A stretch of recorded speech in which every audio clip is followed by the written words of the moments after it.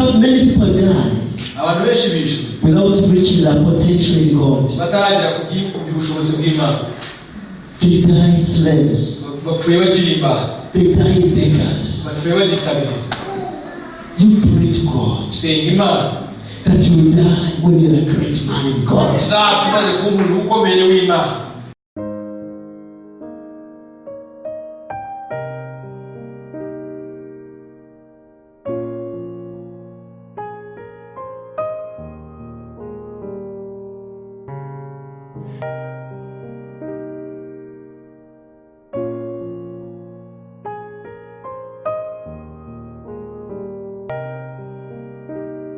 Leviticus chapter 11. I want to look at 2 verses there. And then go quickly and see how we can finish.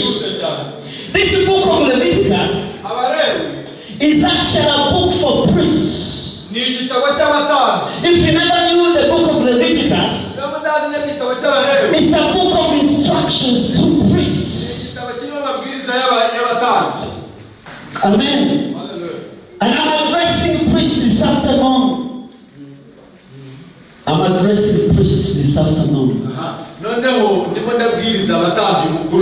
many are priests this afternoon? You're wasting your time here.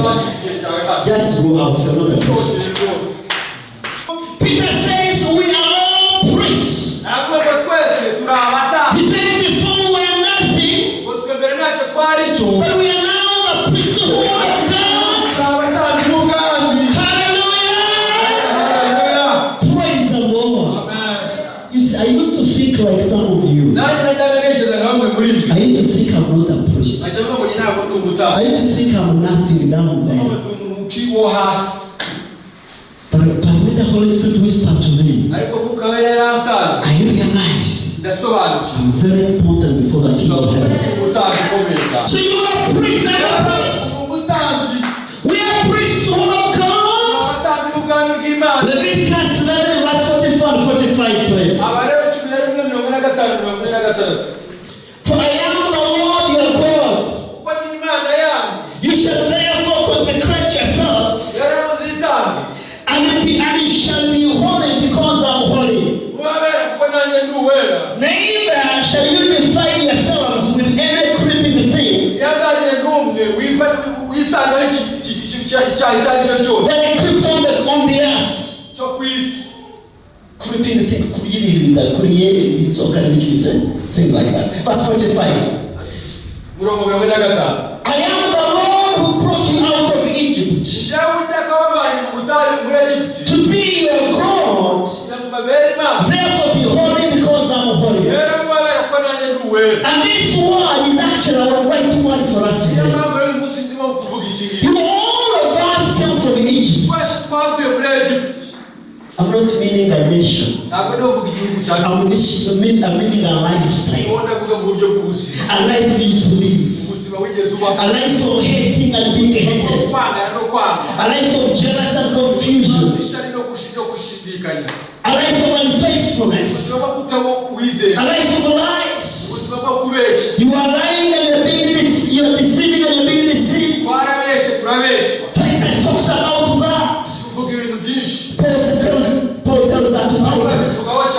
But Paul says when the love and the kindness of God appeared, we were saved. The kindness and the love of God appeared. So we came from Egypt. And God brought us out that we can be a people for Himself. Do you know the love difference? You know, when you love somebody, you want him or her to be close to you. You can even say, can you come and buy a plot next to mine? Can you come and buy a plot next to mine? My neighbor is selling his plot. And I don't want anybody to be my neighbor. I want you to be my neighbor. You know, when you have a friend, you want that friend to be close to you. You know what Jesus told his disciples? In John chapter 17, when he was leaving the world, he said, I am praying for you that you become one. The one may know you are my disciples. And where I'm going, you will also come. In John chapter 3, he said, I am preparing a place for you. Do you know Jesus is busy preparing for us? Hello? Some of you may not have a house in Kigali. You may never even have one. Don't worry. This one is for a few months. For a short time. There is one you want to have in heaven. Some of us may never marry. Don't lose heart. You have a husband in heaven. His name is Jesus. He will come and receive you. He will come and receive you and make you his own. Just be holy because he is holy. Amen. Just be holy because he's holy. Do you know a story in the Bible of a man by the name of Lazarus? Lazarus? No, not Lazarus. Who is this man? This man was poor. Yes, Lazarus. This one was, yes, another Lazarus. He was very poor. But his neighbor was a very rich man. And this man had dogs. You see, when you become very rich, you have many dogs around. And they eat beef every day. You know dogs don't eat beef. You know? Dogs don't eat beans. You and I eat beans. Dogs don't eat beans. But this rich man would reserve beef to his dog. Lazarus had no money. Lazarus has no wealth. Lazarus had no house. Lazarus was poor.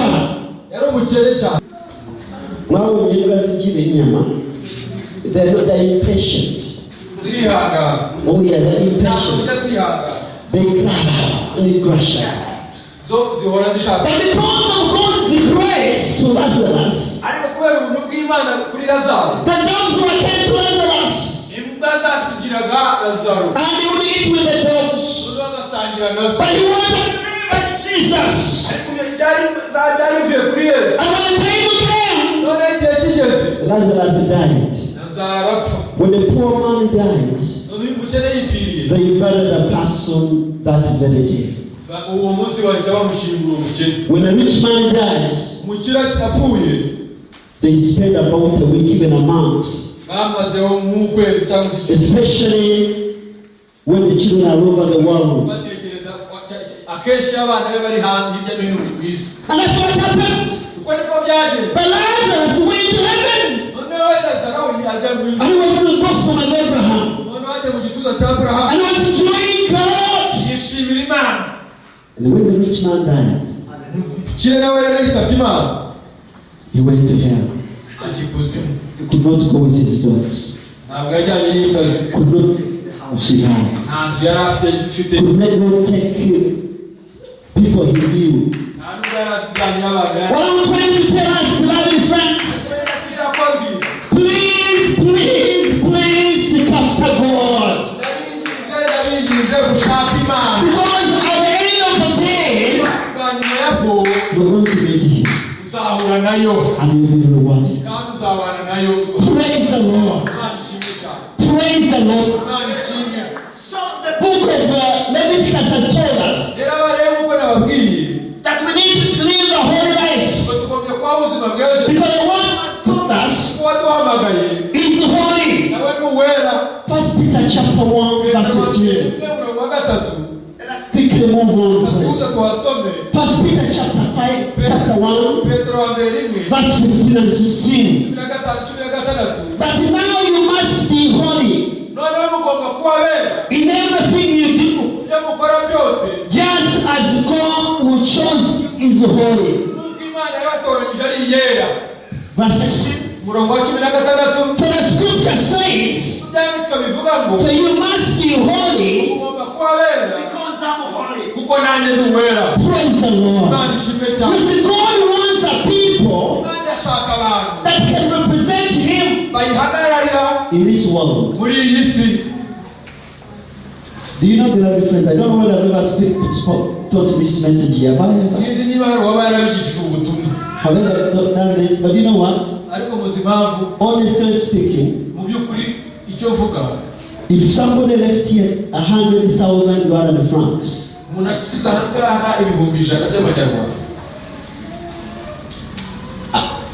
and you left, may never find it back. May find where the man has gone. And possibly this man would have been taken by one of us here.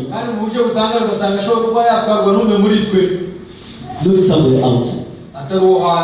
Is that holiness? Is that holiness? No! So God's desire is that you and I will represent Him. Will be His feet, will be His eyes, will be His mouth, and speak life of holiness to other people. That's God's desire. He's designing a people. He's designing a tribe of people who are holy. These tribe are called holy people. All over the world. Hallelujah. You know, I love. You see, you were doing very well. Actually, when I was sitting there, I thought, I saw things you do. Look, you are building, you want to build this church. It's really powerful. Thank you for what. You know what will be very good for you? You are postulating the second or the third to Congolese and South Africans. I think you are postulating.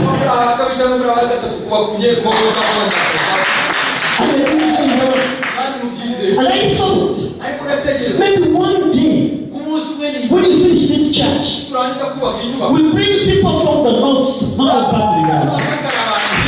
Listen what I thought. We bring people from the northern part of Uganda, the central part of Uganda, the western part of Uganda, the eastern part of Uganda. We bring the Congolese, we bring the South African, and we tell them, we don't want to preach, we want to worship. And these people worship. You know, it is powerful with all tribes, with all backgrounds of people. God will worship God in the truth and the spirit. It is powerful. The glory of God. See, I love worship. You know, I'm not as young as you are. I've been around for some time. So I'm no longer able to do the way we do things. That lady there, the way she dances, you know. Oh, I can't do that anymore. But I used to do that. But beloved friends, when we meet from all corners, then you can see God. And you can say, Lord, even those people know what that want to praise is. Do you know what it's all about? Praise God. Hallelujah. The glory of God will come down. So I thought about it. And I pray the possibility happens. Praise the Lord. Hallelujah. Exodus chapter 19. Exodus verses 5 and 6. Quickly we finish. Therefore, if you will indeed obey my voice and keep my covenant, then you shall be a special, you shall be a special treasure to me above all people, for the earth is mine. Please read. None nimunyumvira mu by'ukuri mukitondera isezerano ryanjye muzambera amaronko mbatoranije mu mahanga yose kuko isi yose ari iyanjye kandi muzambera ubwami bw'abatambyi n'ubwoko bwera. Hallelujah. You only chose the children of Israel. You know what? They were not powerful at all. There were not so many at all. Actually, in the book of Joshua, he said, these people you want to possess. These people want to be possessed and they leave the nation. Are so powerful than you. But I have chosen you. I have given you power to chase them out. Do you know God can do that? Ufite intege nke ndi muri na benshi ariko Imana ikabaha imbaraga zo kurinda kureka bigashoboka. Imana igutoranyije kandi imaze kugutoranya none ngo hari inzira yo kugenderamo kandi Imana yanze uyigenderemo uzikibaho ubigitangaza. Igitangaza you don't understand what I'm trying to tell us. You don't understand. The moment you obey God and follow His decrees, then what will become you not to know. Actually, Paul says to the Corinthians, to what your eyes have not seen, what your ears have not heard, that is what is preparing for you. How many believe that? I believe it. Actually, I believe it. Do you know what? I believe it. Praise the Lord. I believe it. So if you and I can follow the instructions of God and walk in the purity of heart, then what your eyes have never seen, what your ears have never heard, that is what God is going to do. In May this year, I was in a city called Manchester. And I visited a pastor. And the pastor gave me a testimony. I don't know whether I told you this. It moved, things like that moved my heart. There is a small girl in this church who was praying. And God told this woman, He said, I'm giving you this plot on the high street. And I want you to build a building there that will help people who are suffering from autism.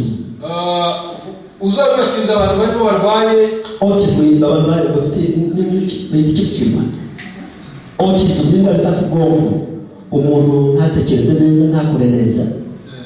I said, then you help those children. Also you put there a hall for a church. This girl comes to the pastor. Pastor John. This is what the Lord has told me. You know, sometimes we pastors make mistakes. We look at somebody, and the pastor always told me this. He said, I looked at this girl. I said, it will never work. It will never work. The girl of 4 countries. She went to the city council and they asked for a plot. And she told the mayor of the city, I want to build this place and help children who are suffering from autism. And I don't want to pay £1. No, I teach a pound in this is the Great Britain. Paying £1 for a big land on the high street. Do you know what? The mayor said, let us go and think about it. Because God was involved, He captured the heart of the mayor and the councillors, and they accepted. And they called her, we are giving you the land. You pay £1. £1 is 1,000 francs. Yes. That's what she paid. It's not the capital city of Kigali, no. Even in Kigali, you can't pay £1. And then she went to pray. They said, Lord, where should I get the money from? God led her to a rich man. God led her, go to this rich man. Tell him your plans. And the rich man had her plans. And you know what he told her? He said, I'm going to build that building for you.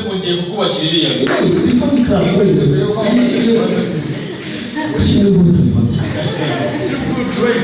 Let's just wait and listen. I said, I only want one thing. Just write on the building that it was built by me. Put there my name. And he said, that's okay. It's not about to build things. It's about the work I'm going to do. Hallelujah. And now the pastor was taking me to this land. It was still just a build a land.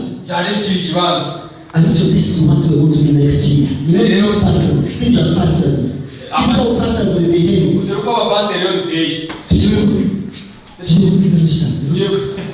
going to build this, you know, we're going to build this church. Hallelujah. Hallelujah. Hallelujah. We're going to build a church. But actually, it's not the way. It is something that was passed in a small woman's heart. You don't imagine, you don't understand what you can do. You don't understand what God can do through you.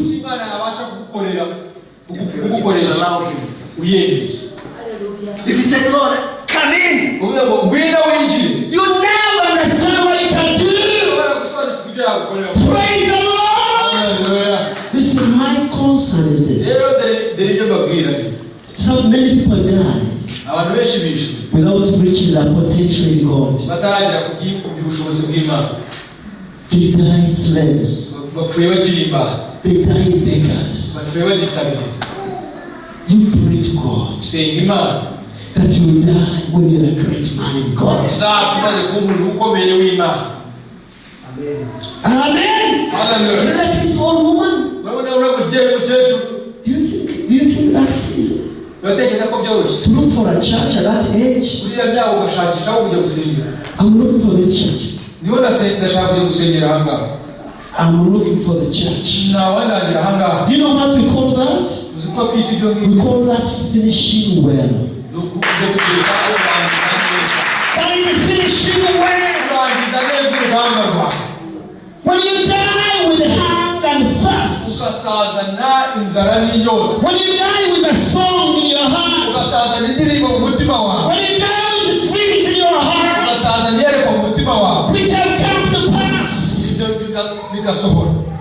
You die well. The prayer of my heart is that before I leave this world, I will have had all the dreams that I put on my heart come to pass. How many have dreams here that have never come to pass? Stand up. Hold your chest. And pray this prayer. He said, Father, I ask you, help me not to leave this world until my dreams have come to pass. Until my dreams have come to pass. Thank you, Lord. Amen. You can have your seats. Beloved friends, until your dreams come to pass, you are not living in this place. You are not living in this place. God is not the son of man to lie. He will always fulfill what he promised. Do that. Praise the Lord. You see, we hear about country where God is open for us. I went there when my wife was sick. It was my first time to go to India. But you know, in everything God works for good. The God spoke to me and said, no, you're not going to come here for medical treatment. You want to come here with my word.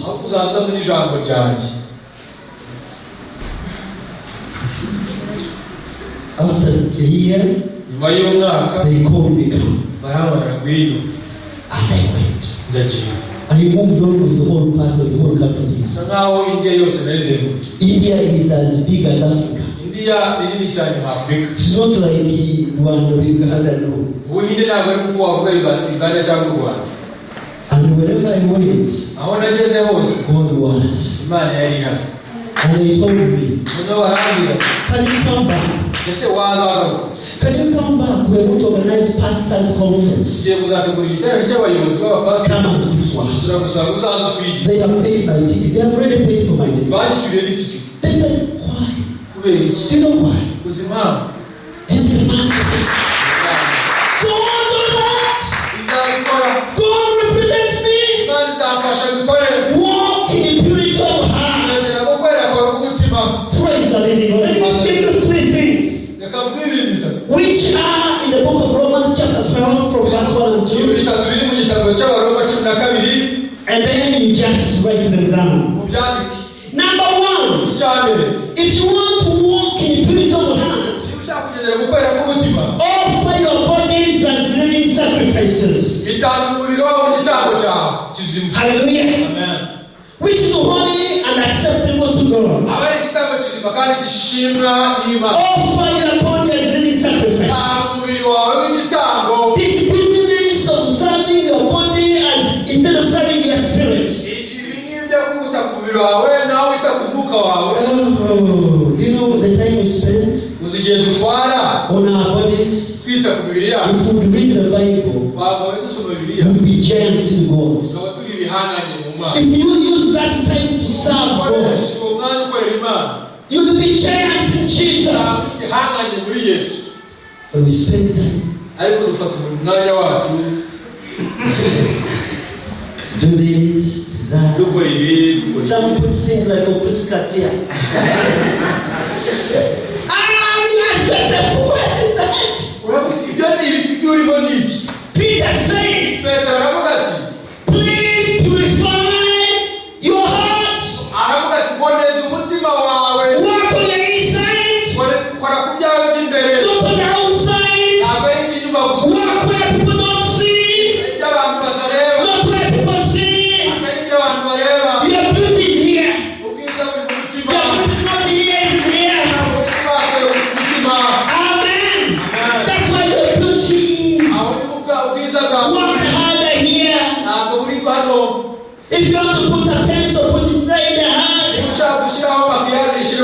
If you want to perfume your heart, walk inside, because inside is more important there than anywhere else.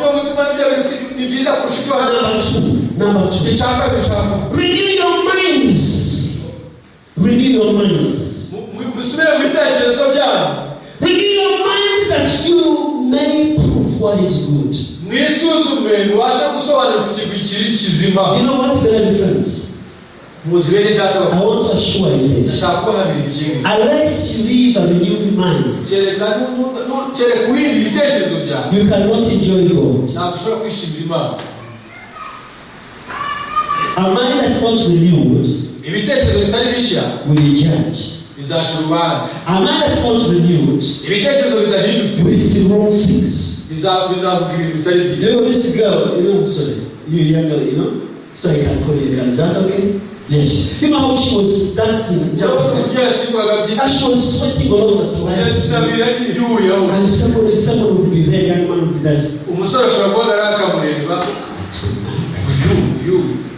That she understands the age we live in. That she knows that she shouldn't behave like that. She should dance in an honorable manner. A mind that's not renewed does things which are queer. Let's renew our minds, beloved friends. And when our minds are renewed, we will know what is good. Purify yourselves from anything that contaminates you, that contaminates your body and your spirit. Amen. Do you know what? Do you know what I've decided for me, what I decided to do? Maybe this will help you.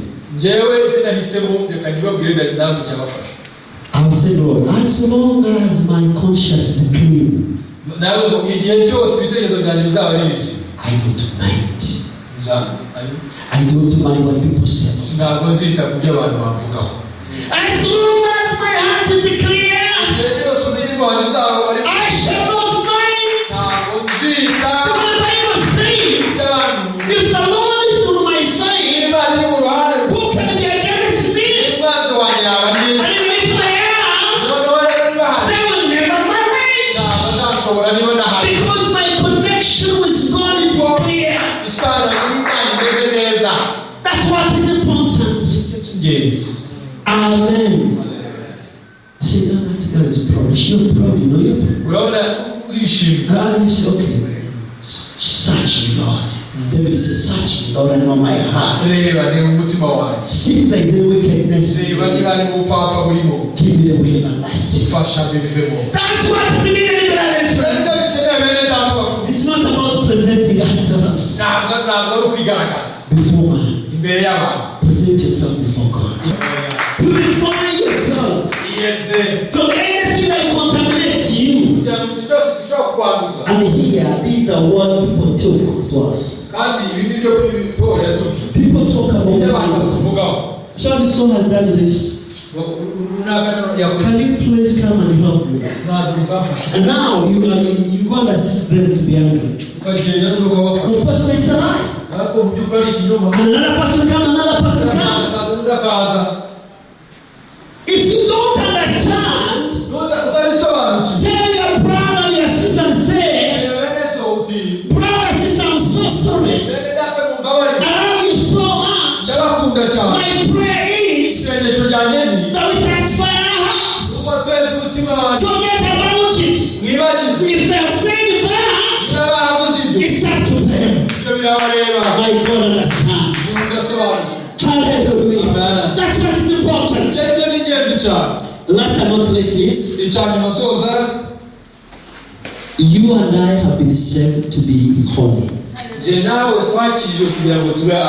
Salvation is about being set apart from where you are to living a life with God. Amen. So holiness is important. And therefore, desire to walk in holiness. In the purity of heart. Shall we pray together? Shall we pray together? Time is spent Let's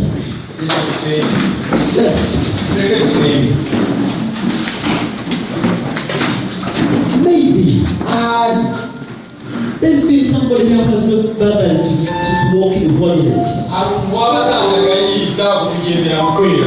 if you know whatever you want, whatever your heart tells you to do, you know what you and I need to do today? It is to say, Lord, I want to walk in your holiness. The other day I was speaking to our students in our school. It was on Tuesday this week, in the evening. And 86 or 84 of them gave their life to Jesus. The gospel, that's the goodness, that's the beauty of the gospel. But when the gospel is being preached, people will come out from where they have been and make a step of not walking back. Praise God. If you're there and you feel this is me, I want to walk in the purity of heart. From now, and God will not count for yesterday. He will count from now as you have made a decision. You can raise up your hand where you are. We will pray with you. Amen. Father, in the name of Jesus, I want to thank you for your children who are making a step of walking in holiness, in the purity of heart, in faithfulness. Father, I pray, will you, Lord the God, honor them, O Father? Will you, Lord the God, help them out? For these men and women will never remain the same. Maybe next time we meet one another, I will be testifying of the great and mighty things you've done in their lives. How they have seen you at work in their lives, O Lord. I want to thank you, Lord. And I want to bless you. I give you all the glory. And I give you all the praise. I pray for the church. This church. Your church. And with every person here tonight. In your hands, O Lord. Father, you know why you brought them here. To represent you. Whether they are known or not known. Whether they understood or not understood. There is a reason why you planted them here. To bear fruit. And a fruit that will last. I bless them this afternoon. I pray for them this afternoon. I pray that fear will not grip them. The fear of the enemy may not grip their hearts. But I find that they will walk in the trust of your presence. That you will call them, have a great plan for them, Lord.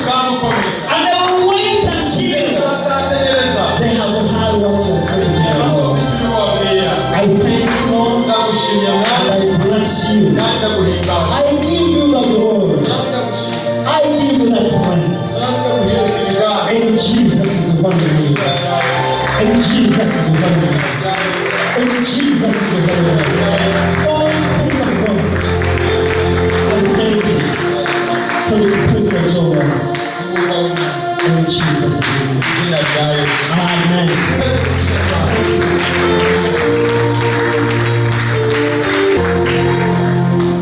You know, what I'm about to share with you is just tough sometimes. You may think it is easy, but it's not. There is somebody here who has very, very sharp pain on your back.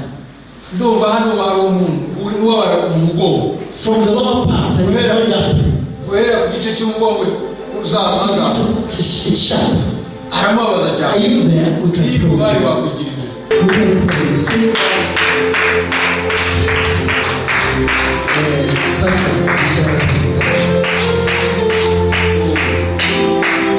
Yeah, let's pray for this. Let's pray for this lady. Let us honor God. reka twubahe Imana. Can you stretch your hands Mwazamura amaboko yanyu and bless your sister tukamusengera, and pray for her tukamusengera because God loves her. kuko Imana iramukunda. God loves her. There's another one Hariya who has an arm, this arm. ukuboko kwe k'uburyo It's paining you as well. kuronewe kuramubabaza. You can come and we pray for you. Niba uhari wakigira imbere, Father, in the name of Jesus, data mu izina rya Yesu, I pray for this lady, niko Lord. ndasengera umudamu. In the mighty name of Izina Jesus, rya Yesu rikomeye, I break this pain. niko ndakuraho ukuboko. I command you to cease right now. Kuce kuko In guhana. the mighty name of Jesus Rya Yesu Christ, rikomeye. I pray, oh God, Ndasenga Mana, that your hand shall rest upon ngo her. ukuboko kwawe kumanuke. Father, it is you who revealed this to me. Wowe wigeretse, I do not know this woman at all. uyu mudamu, But one thing I know icyo nari nzi, is that you know her better than me. uzi kumurusha. And I'm trying to obey you, Jesus. Rero, Father, touch her fateho, and heal her. umukize. Receive your healing now. Umukize. Now, in the name of Jesus. Mu izina rya So Yesu, the healing of the Lord Jesus, be ndakaba upon you. Yesu Kristo. The fire of God that Umuriro heals, w'Imana umukize. take over you. Uziyobora. Be healed Akire. in Jesus' name. Shyira mu izina rya Yesu. Amen.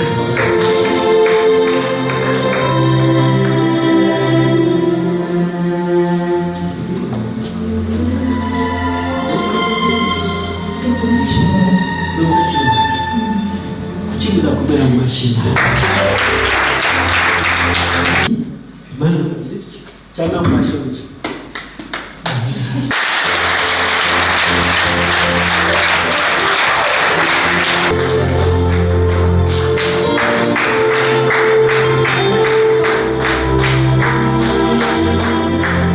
Shall we pray for this lady? Reka dusengere uyu nawe. Stretch your hands. Muzamure ibiganza byanyu. Stretch your Mubiherekeze. hands. And we pray for her. Tumusengere. Father, in the name of Jesus, Data mu izina rya Yesu. Lord, we God, you overwhelmed Mwami wo mu ijuru. at your work, oh my Father. Lord, you are here to save.